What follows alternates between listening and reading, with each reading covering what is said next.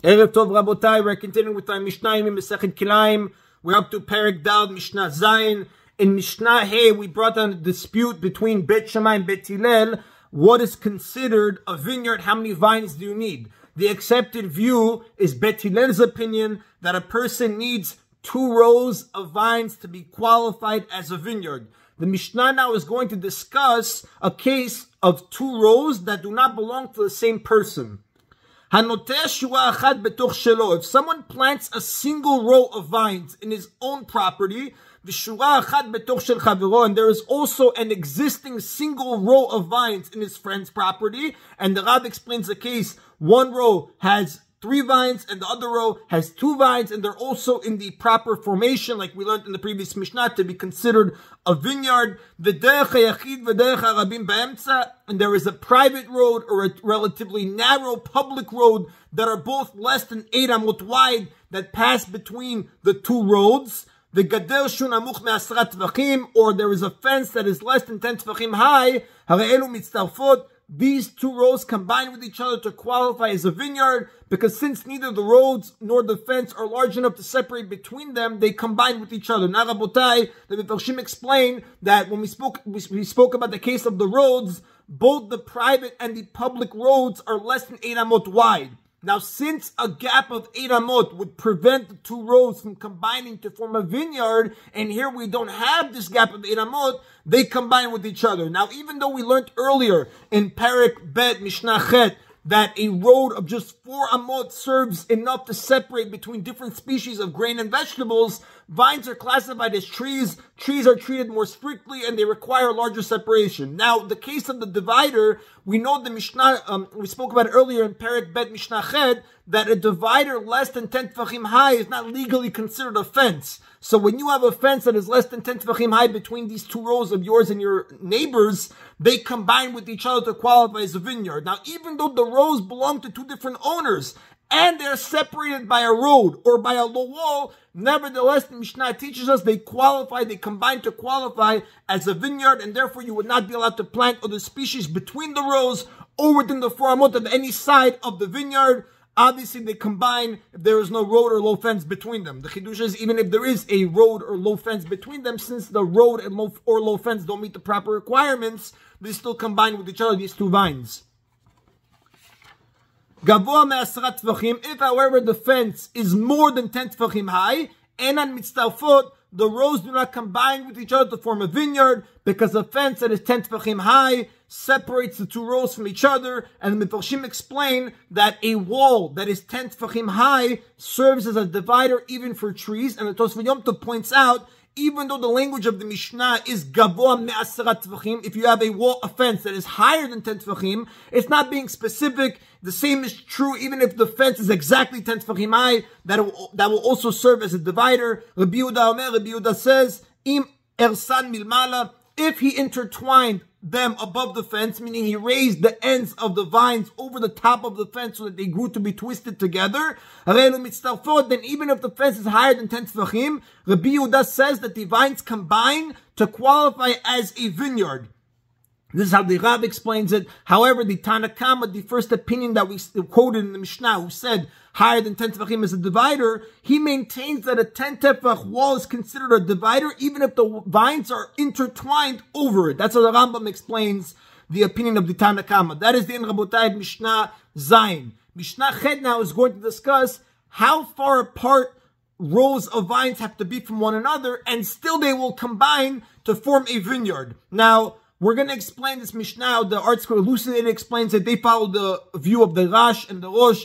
The Rab Mibartenu explains it a little differently. But the case is going to discuss, the Mishnah is going to speak about rows that have at least 5 vines between them. So the Mishnah says, if a person plants 2 rows of vines, if there is less than 8 amot between these 2 rows of vines, the rows combine with each other to form a vineyard, and you may not bring seeds and plant them there between the rows. If, however, there are 8 or more amot between the 2 rows, the vines do not combine to form a vineyard. Instead, we look at each vine as a group of each row, as a group of individual vines, and you would be allowed to plant between the rows as long as it's 6 tefachim, 1 amah, away from either row.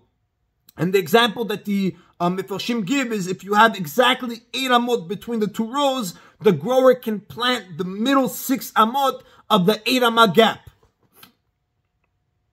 Hayu shalosh, if there were 3 rows of vines, im en ben shura lechaberta 16 amah, if there are less than 16 amot between one row and the other, the rows combine to make a vineyard, lo evizer lesham, and you may not bring seeds and plant them there between the rows. And the Mefarshim point out, when you plant vines in 3 rows or more, the grower, this farmer, shows that his intention is to plant a large vineyard rather than small groups of vines. Therefore, the rows combine up to a distance of 16 amot. This is based off, if you look at the Mefarshim, they explain based off the fact that we find elsewhere in the Torah that rows up to 16 amot apart combine to form a vineyard and prohibit planting between the rows. This is in a case of the clearing of the vineyard. Remember, we spoke about the bald spot where you cannot, it's forbidden to plant between the remaining rows unless there are 16 amot apart, like we spoke about earlier in Mishnah Alayev. For this reason, when it's clear that the grower wants to plant a large vineyard with rows separated by this amount, the rabbis ruled that they can combine up to a distance of 16 amot. So if it's less than 16 amot between one row and the other, they combine to form a vineyard. You cannot bring seeds and plant them there.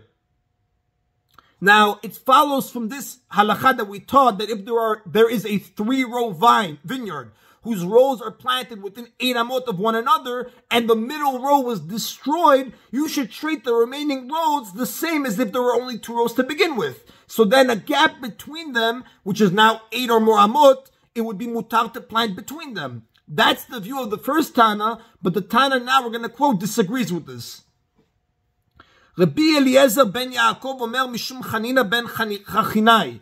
Rabbi Eliezer ben Yaakov says in the name of Chanina ben Chachinai, afilu charba emtzait. Even if the middle row of this 3-row vineyard was destroyed, im en ben shura lechaberta 16 amah, and if there is less than 16 amot between one remaining row and the other, the entire area is still considered to be a vineyard, like the case of the bald spot Rabbi Eliezer wants to compare it to. Lo yevizer lesham, and you cannot bring seeds and plant them there between the rows. Sheilu mitchilan nita'an areze mutar b'shmona amot. This is true even though if he had planted just the 2 rows to begin with, it would have been permitted to plant between them in a gap of merely 8 amot. Because according to Rabbi Eliezer ben Yaakov, the Rav explains, once an area is qualified as a vineyard, it continues to be qualified as a vineyard even after the middle row was destroyed, unless the remaining rows are 16 amot apart, meaning the rule of the bald spot, when we spoke about you have a row and then a bald spot and then a row, it applies even when just a single row remains on each side.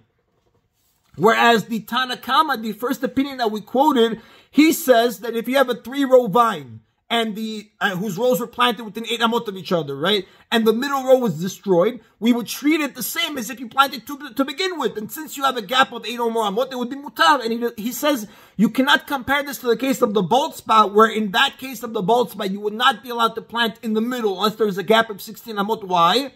Because there, the section that remained after the middle was destroyed was big enough to qualify as a vineyard in their own right. Now, since at least part of the original vineyard continues to be a vineyard, even after the middle portion is destroyed, it's easier for us to continue to look at the rest of the area, including the middle part, to still be part of a large vineyard. But here, when the middle row is cleared, only 1 row is left on each side. Since neither of these rows is big enough to be called a vineyard, we have nothing left to call a vineyard left in the area, unless we say that this widely separated amount is going to combine, which according to the first Tana, we do not combine it.